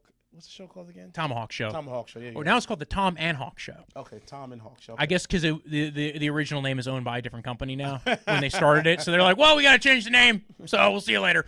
It's like if we change this to Draftvice, even though that makes still no sense anyway. But anyway, so I think there's two elements to it, and I think eventually they said, well, why don't we have a Super Bowl, we have a head coach who's been to a couple of playoff games and a Super Bowl. He's got a nice beard. Why don't we just make Lovie Smith the head coach, and we'll bring Josh McCown as an assistant or something, and he can develop or whatever, and we'll see where it goes from there. And I think that's what they ended up deciding at the end. I know that, but it was so weird because there was never any mention of Lovie Smith. No, because they were talking about until like the last 2 days. They were talking about Flores and McCown. McCown, and the guy from Patriots. Oh my God, it was on the coaches up there. Oh my God, the guy who is now with the Eagles, the D coordinator. Yeah, Josh Gannon. Yeah, no. He was a player for Belichick. What's his guy name? Gerard Mayo. Oh, Mayo was mentioned early on. Yeah, Mayo was. He was one of the first interviews, but he wasn't a finalist. Okay, all right. Gannon was a finalist, the D coordinator for the Eagles. Yeah, and they told him no. Yeah, they told him no today, and that was the first inkling of everybody going like, well, what's going on? Are they hiring McCown or Flores? And then they said Lovie Smith, and everybody's like, that was an option? Yeah. We didn't know that was an option. I was like you hit the answer on the test somewhere. We didn't know this was going on. And this is the thing about Lovie Smith. I've been saying this for years. He should have never gotten fired from Chicago. Well, he was 10-6 his last year. It's kind of weird to fire somebody like in their last year when they have. He never should have got fired. This is the same guy that brought Rex Grossman to the Super Bowl. The only thing I'll say about that is like Rex Grossman, he was there for a long time. He was, but he brought Rex Grossman to the Super Bowl. Rex, you hear what I said? I think sometimes Rex Grossman. But you ever realize, like people are dating for a while and they're like, you know what? Like I see that sexy woman at the bar. Like I could get that. It's why guys cheat on their wives. That was it. Chicago was cheating on Lovie Smith, and they forgot like, oh, we had it good the whole time. They did. And then we went with Mark Trestman and like other weirdos and John Trestman. Fox and Matt Nagy. And now they got Brian Eberflus with Ryan Poles as their GM after they fired Matt Nagy and Ryan Pace. Ryan Pace had to go. I think both those guys kind of had to go. Although Ryan Pace, I'll give him one bit of credit. He did pick Justin Fields. He made made the obvious choice that everyone really wanted because you passed on Patrick Mahomes for Mitch Trubisky. But they're gonna go down that route. We're not relitigating the 2017 NFL draft because it's gonna hurt. You Bears fans, it's gonna hurt. I'm gonna make sure it hurts. Whatever, they fixed it. They got Justin Fields, right? And I actually do like Justin Fields. So do I. Actually, the weird thing is I think that's another one of those players where you look at Matt Rule and you go, "What are you doing?" Or you look at the Broncos and go, "Why didn't you get this guy?" Whatever, it is what it is. Yep. But Lovie Smith never should have got fired from the Bears, and then when he went to Tampa, it was like you're in no man's land. Get Josh McCown as his quarterback, which I feel like we just talked about him 10 seconds ago. It's the same guy that destroyed your career. Now you're going to bring him as one of your. Well, I don't think he destroyed his career. Josh McCown got injured in that first year. Okay, but it didn't pan out for you. Yeah. So that's why they had to play. They had to play Mike Lennon. Yeah, you got shafted in Tampa, and then after that was it. I'm like, how can a guy who goes from 10-6 in Chicago, had an excellent time over there, goes to Tampa, you don't have much to work with, and then never get hired again? And then now, on a whim, you're hired as a head coach. I'm telling you, watch. You mark my words. If you think the Texans was bad, was competitive last year, you wait till this year. Well, especially if they figure out the offense, if they figure out how to make it competitive. And I also, a big part of their offseason this year is going to be what happens with Deshaun Watson. Yeah. What kind of compensation do they get if they trade him? Where does he go? Well, previously everybody thought Miami, and now it's clearly not going to be Miami. I say Steelers. Yeah, I guess that's an option. That might be the only option kind of left if they're because they've shown they're okay with Roethlisberger. If you're okay with Roethlisberger, if you were okay with Roethlisberger, I mean, let's be real. Deshaun Watson just wanted his winky touched by masseuse. I get it. Big Ben was putting people in corners like, yeah, where you gonna go? We'll be tag. So, Steelers weren't too bad with that stuff. No, they weren't. So, okay, so Pittsburgh, Denver, I'm looking at. I don't know how Denver feels with that. Denver might, especially because Denver's selling with the selling of the team kind of situation. Yeah. Saints could look into his way, Deshaun Watson's way. Eagles were rumored. Yeah. He apparently said no to the Panthers, but we never know. That could change in the future. I don't trust. It's weird, dude. It's so weird that there's a lot of negative opinion out there about the Panthers.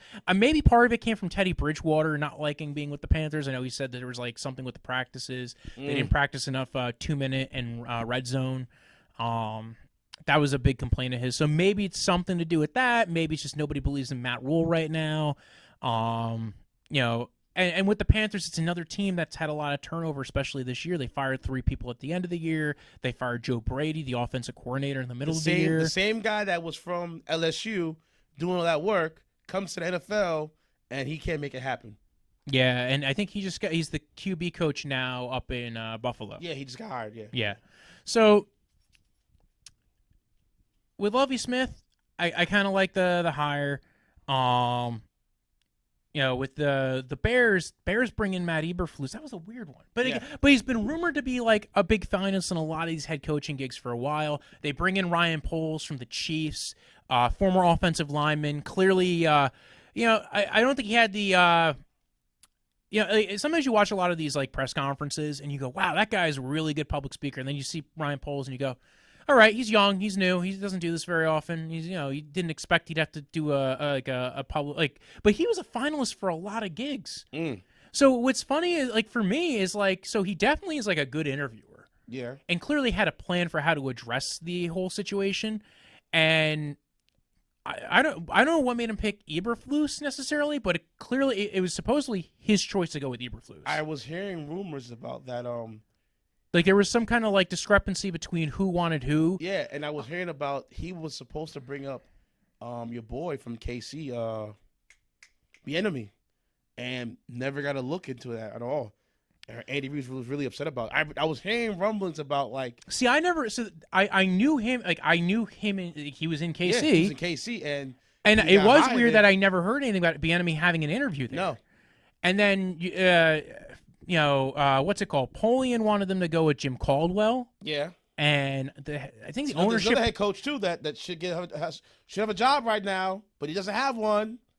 Jim Caldwell, hello. I never understood the whole thing with Jim Caldwell. He also had a weird thing that happened with him in Miami with Flores. With Flores, like health wise, it wasn't conducive for something like that. There was something that went on down there, and like some of the stories, it's it was strictly health, and some of it might have been like maybe he just didn't want to be there anymore with Flores, because. So I don't know what the whole deal was with that whole thing. Like maybe it was like he just didn't want to be in Miami, or like again there's a lot of talk about his health. But now in the rumors out there about your health, look, remember what happened to fucking Kubiak? Yeah, he passed out in the middle field. Remember he had a stroke or something in like halftime. He just fell out. Yeah, and then the same thing with Zimmer. Like Zimmer had something with his eye. He had a lot of health things going on. So at a certain point, teams don't want to necessarily invest in somebody who they don't know is going to be like not fully committed for a long time, health-wise. That's why when I looked at Urban Meyer getting hired for the Jags, I'm like, all comes back to Urban. Could he last that long? Because how many times you heard Urban say, "I get burnt out, and my health, because you want it so bad." I'm like, do you know where you're going? You're going to the NFL. This is not where it's college, where ha, and maybe You do guys have got mortgages to pay. So it's some difference between the you know what I'm saying? Yeah. Could you last in the NFL? And you couldn't. So we have a couple more to do. Yeah. We have the Raiders. We technically have we never really touched on the Jaguars hiring of Doug Pederson. Dougie P. Now let's go into the Jags. Can we go to the Jags real quick? Yeah. Okay. So Balky, you bumbling idiot. Why are you there? Why are you there he's a GM, right? Yeah, technically. Okay. So, but I think they figured out a workaround. Yeah. So I heard that who they hire? They haven't hired him yet because what happens is when you want to go ahead and add more executive positions in the NFL, you have to apply to the front. You have to tell the NFL front office there's a procedure involved, and then you have to go through all the same rules you would have with hiring executives in the NFL. Especially higher up executives like team president, where you have to follow the Rooney Rule, you have to do all that kind of stuff. So, which we'll talk about a little bit later in the Flores episode. Mm-hmm. So there is a rumor that they're hiring Rick Spielman. Yep. And I think that's the workaround that made them hire Doug Pederson. In fact, if Spielman stayed with the Vikings, the rumor was he would have hired Doug Pederson to come in with the Vikings. I think this is a better situation for both people involved. First off, because Balky, bye-bye. Spielman thought he was staying with the Vikings, but he might get there was rumors that he might get pushed up the ladder, and he'd be a president, and they bring in a separate GM, kind of like what they did with Elway in Denver and George Patton. So now he comes down to Jacksonville, gets to retire in Florida, hang out, get to do his job no down state there. Income tax. Yeah, man, get paid a little bit extra. Brings in Doug Pederson, who previously has had a history of developing these quarterbacks. Was with Carson Wentz in Indianapolis, and I think can run a very good system that I think Philly. In Philly, sorry. Yeah, well, Carson Wentz is currently in Indianapolis with Reich. I forgot where Wentz was and Pederson is. That's all it is. Pennsylvania. So yeah, he had he's now down in Jacksonville. But I think that system that he ran with Wentz would work perfectly. This RPO heavy system with Trevor Lawrence, I think would work very well there. And I believe what's I think he's happier now in Jacksonville is they think they give him the option to hire his own guys down there, right? Yeah. So that was the thing when he was with the Eagles, he couldn't hire nobody. Yeah, I think we talked about it last year when he got fired. Yeah, he was not really in charge of his own coaching staff. Nope. They started giving him that freedom like after the Super Bowl. He started wanting that. Then they pushed him to fire guys. It was a very tumultuous relationship in Philly. Now he's with Jacksonville, and they're saying, listen, you can be in charge of your own staff. And now he's going to have his own guy in the front office ahead of Balky, essentially what it sounds like. Bye-bye, Balky. That's what it sounds like. So Balky's going to be in there, but now it sounds like he's really not going to have as much of a say. This is why, we heard a lot of rumors about Leftwich 2 weeks ago going there, and there was a lot of talk about maybe Leftwich was going to go there, and they bring in a guy. They bring in Wilson from the Arizona Cardinals. He come in with his own guy. By the way, Leftwich is a guy who of all the guys who gets rumored for head coach gigs, he's the top of my list of guys that I can't wait to see because I hear so many good things about him. Yes. Especially from Brady. Yep. And now, granted, I know Adam Gase got the same thing, but it just sounds different. No, the story's different on this. Listen. Adam Gase, don't bring his name up anymore. Please. Can we just erase him out of the history books? But, okay, so like the reason why I wanted to reference that is because that does get thrown in. If you mention Leftwich and what Brady says about him, although what happened with Leftwich and Brady was he's the one who helped adapt the offense in Tampa Bay to what Brady does well, and adding more play action and adding a little, making it like just in making the offense better. So basically, he worked for his best of his abilities. So he worked with Brady to make the best out of Brady. Yeah, and make and integrate him within the Arians offense and adjust Arians offense to what Brady does. This is what I'm talking about. This is what makes good head coaches. This yes. makes good coaching. Instead of you bringing a guy to make your system work for you, no. Let's see what he does well, and let's exploit that out of that guy. Instead of just being about me, be about him. Yeah, so they ran more play action. They utilized a lot more of the short passing game. They still had a lot of good deep balls in there. And don't get me wrong, that was a very talented team in Tampa Bay. Very much talented. But again, like Leftwich did adjust it to allow for them to kind of utilize the talent much better. And I just like what I've heard about Leftwich in his time in Tampa Bay. And, even he's going back now, right? Well, he's going back to Tampa now. Yeah. But again, I wanted to see him there. I wanted to see him get hired this cycle. I think he'll get hired next cycle if this is the last of the head coaches that get hired. I don't know if there's any more. I know we're going to talk about the Saints, the Raiders, and I think that's it. So they move on. Instead, they decide to go with Pederson because I think it was easier to hire Spielman. You don't have to go. It wasn't going to keep on delaying your process. And not for nothing, you're hiring a Super Bowl winning head coach. Yep. So that one with the backup QB, mind you. Yeah. So I kind of do give him credit there, where it's like, okay, if you're talking about the retreads, you kind of picked the best retread. Yep. A guy who took a year off, was an offensive head coach, went to the Super Bowl, was constantly in the playoffs with Carson Wentz, with that Eagles team. So that almost made Carson Wentz become an MVP that year too. Yeah, so I could see the system working very well for Doug Pederson and Trevor Lawrence. And Dougie P can finally get his own guys in there. I think that's what all he really wanted was his own guys in there. And the fact that in Philly you couldn't get that, he said the hell with it. And so I look at this team, and I look at it and go, they have a number 1 overall pick again. They have a lot of good pieces there, especially on defense. Josh Allen, they have a lot of pieces they spent in free agency last year. If they get the right defensive coordinator down there, I'm kind of happy with whatever they do. Who they're looking for? I don't know if they've officially announced anybody for the D coordinator position. I'd love Vic Fangio for there. I think Vic Fangio was going to be the D coordinator there if Leftwich took the job. It doesn't sound like that's the case. I think now it's sounding like Vic Fangio is going to go to Miami. Feels like every day Vic Fangio. Yeah, with McDaniel. That'd be nice. So, yeah. I think he can still carry the mantle down there. Yeah. Oh, I think that might fit Byron Jones better. Yeah, is that Vic Fangio scheme because a lot more zone coverage, a lot being able to face the ball. He's kind of like his abilities kind of fit that scheme better. So that's why I kind of liked him for Jacksonville too, especially if they were going to draft Aiden Hutchinson with number 1 overall. Now you get to add that to Josh Allen, maybe go ahead and sign Akeem Hicks. You have Caleb on Chase line. You'd have a lot of good pass rushers on that roster. It's not the case right now. Instead, they're going different directions with it, or at least as far as we know. But again, I think there's some light at the end of the tunnel for Jacksonville. Again, you're getting a Super Bowl winning head coach. He's going to have a lot of say in who he brings in. That's the team I think if Chris Godwin does not stay in Tampa Bay, I think I would love to see him in Jacksonville. Oh, wow. That would be – wow, you're really thinking ahead of the curve. That would be nice. Yeah, I would like Godwin in Jacksonville. I don't think they're going to keep DJ Chark. I just don't think he fits with the team. I don't know if he wants to be there anymore. I think he's burnt out. Because based on how he was talking on Twitter, he was not a fan of what was going on down there. Urban Meyer. The whole organization. He didn't like it.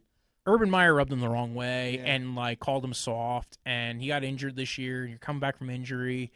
He didn't rule it out coming back, but he didn't sound like he was over eager to come back. Sometimes you need a new place. Yeah, and I have a couple of choice options for him as well. So when we get closer to free agency, I think there's some fits for him to go to. teams that might be looking for wide receivers that could, I think, fall within his contract price if that's what the range he's looking for. To me, he is a good receiver. Oh, I like him. I think he's an excellent guy because I like for a guy that to run what he had to run with beforehand, before getting Trevor Lawrence. Yeah, he was a stud.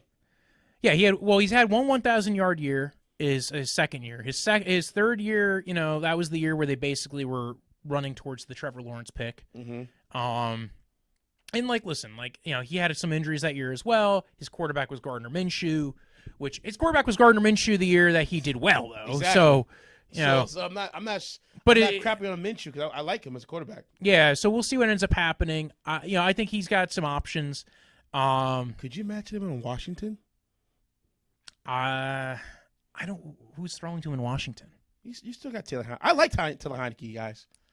I like him. So that show I'm on, the one show, Face Off of Face Mar, has a lot of Washington fans. I think everybody's off on Heineke at this point. Really? He did not play well this year. It was the second year.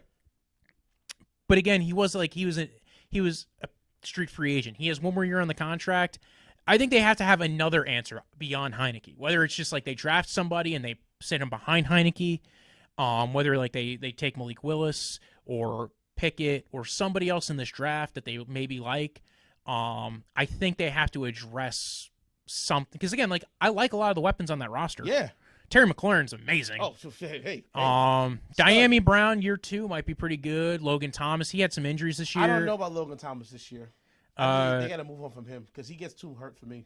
Well, it's 1 year. We'll see what happens. He's also, again, older prospect switching to the tight end position because he was a quarterback before that. Yep. Antonio Gibson, like him a lot. Who doesn't? They never really got the use out of Curtis Samuel in Washington. Nope. So because he came in limping. But yeah, so let's jump back to the coaching candidates. We're starting to deviate already into Washington and free agency and all that stuff. Raiders and then Saints, and I think that's about it for all that. We went through a bunch. I think we're almost at an hour and a half already for this. The Raiders hired Josh McDaniels and DaveZiegler from the New England Patriots to be New England Patriots West because it's been done so many times before and it's worked out for everybody who's not done it named Bill Belichick. How many times when will you guys listen to us as fans? When? Actually, to be fair, the one time it has worked. It's Flores.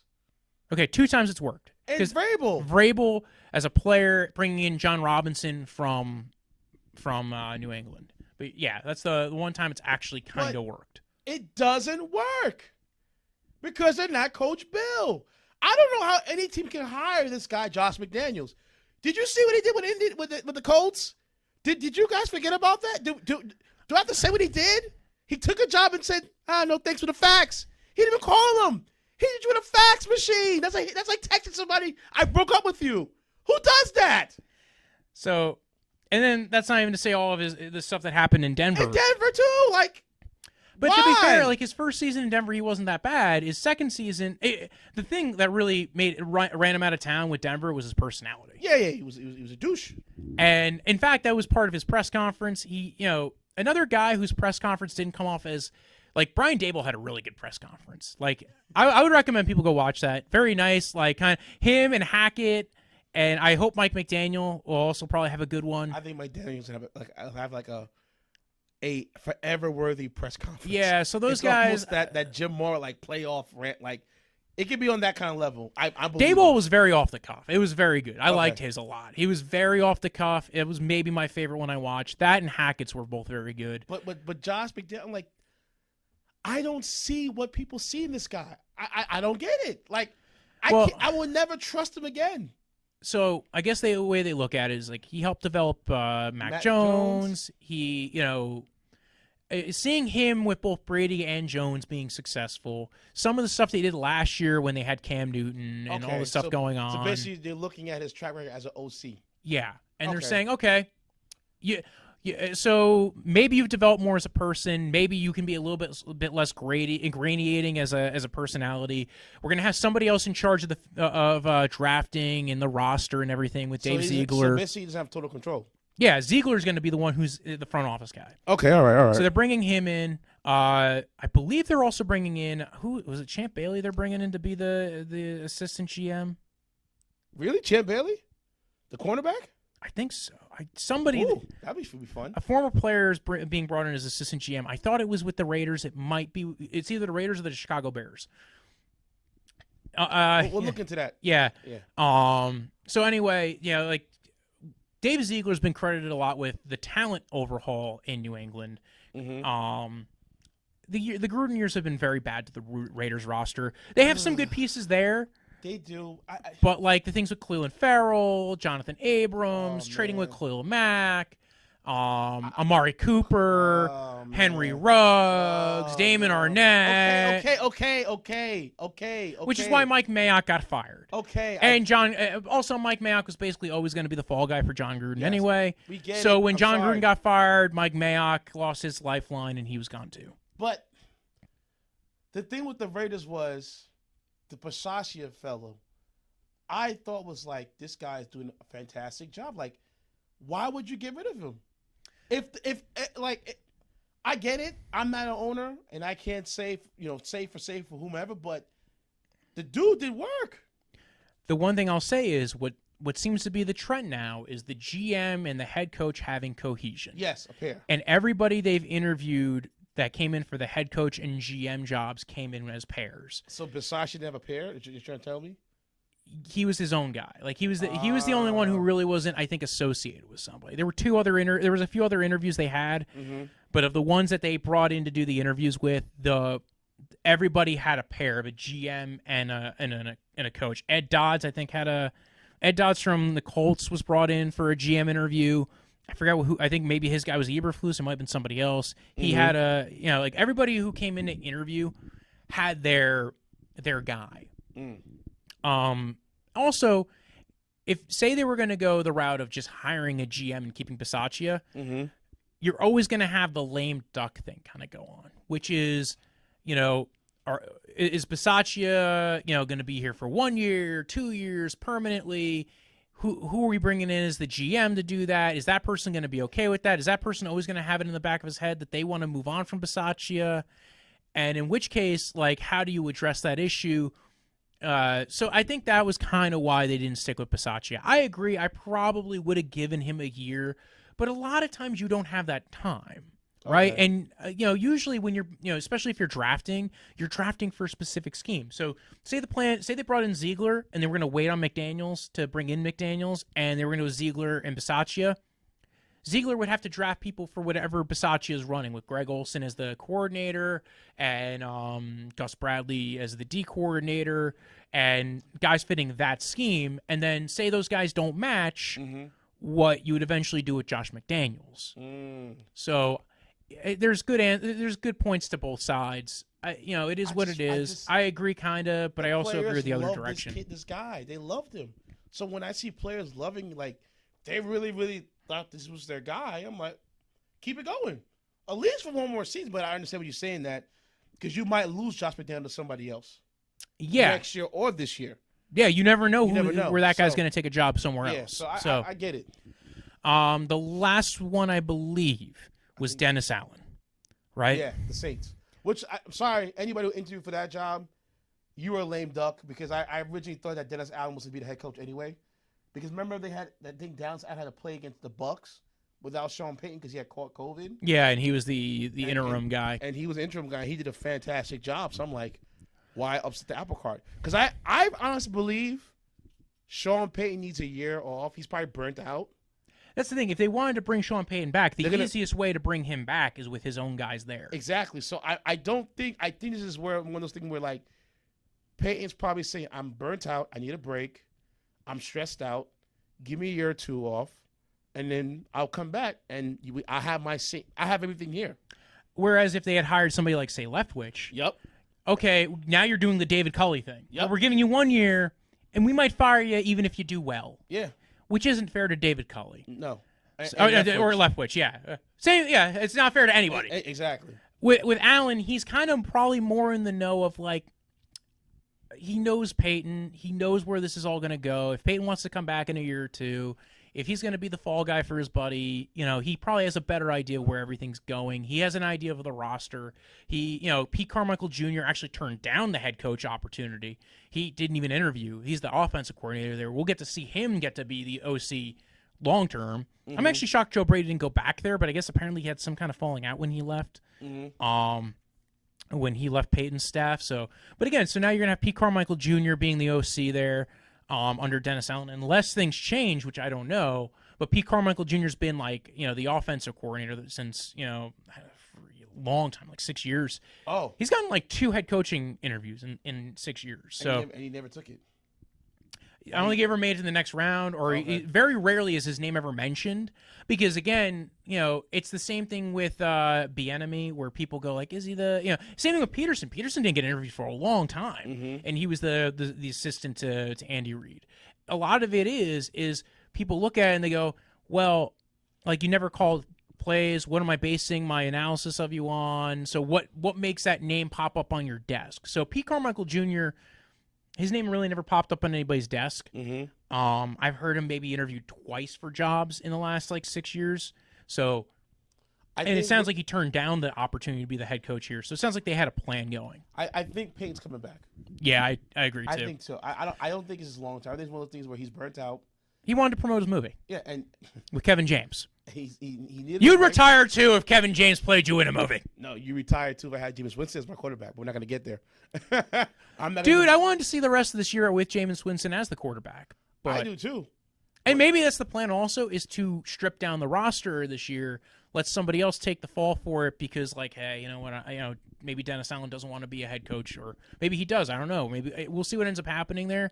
But maybe they start stripping down this roster, trading away like older pieces, like Cam Jordan's now a little bit older. Some team could trade for him and get him for a $13 million a year salary. Meanwhile, that would clear his salary off the books. So they can maybe try to fix some of their salary issues, move on from Michael Thomas, maybe draft a few younger receivers. Yeah, Michael Thomas, one of those players, I'm like, I don't know what we're going to do with him.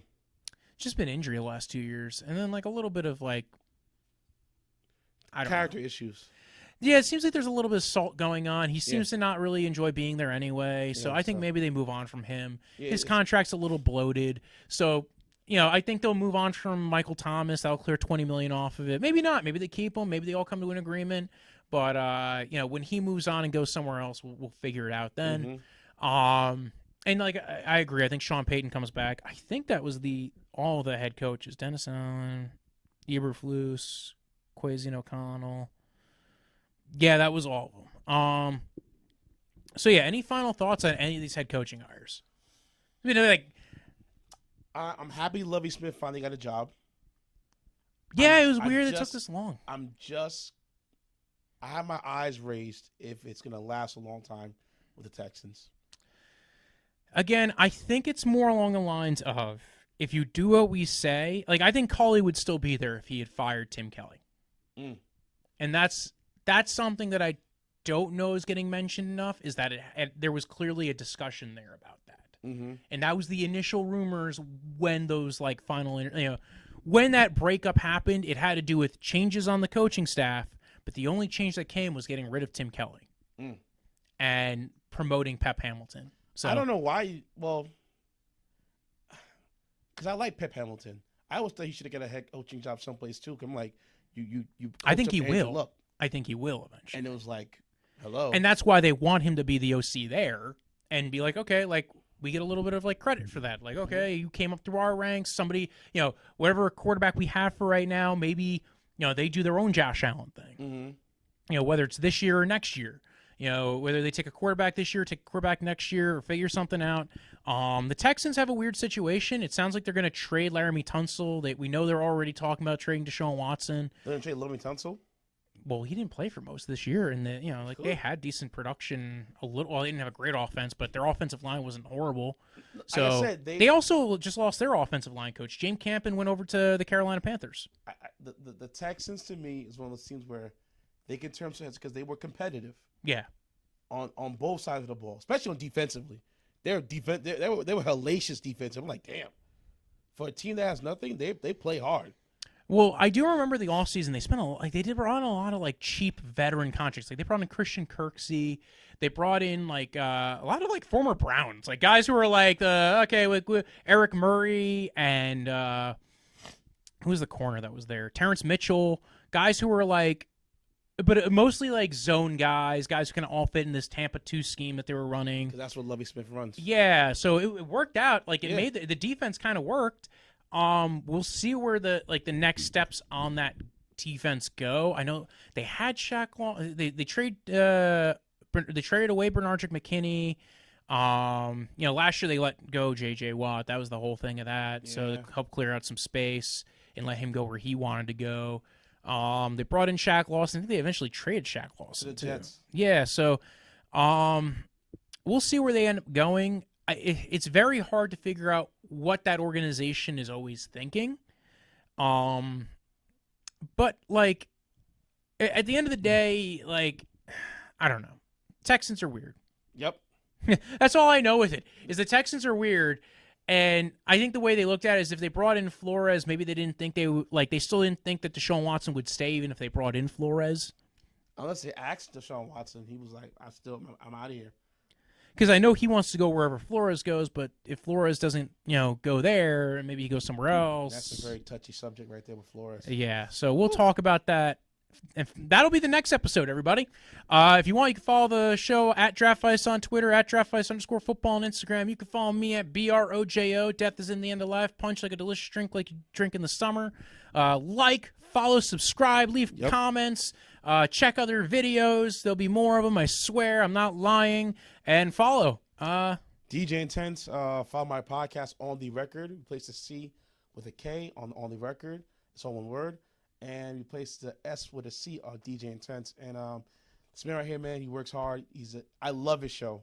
I love when he speaks. He's very informative. And I cannot wait until you guys see me again for the Blind Flores episode because I have a lot information. And I want to draw things out of him because I'm like, he was on Let's Talk Sports Radio. Yeah. And he was giving a lot of information that made my head, like the gears in my head spin. So I'm like, okay, so I'm going to be picking your brain for that one too.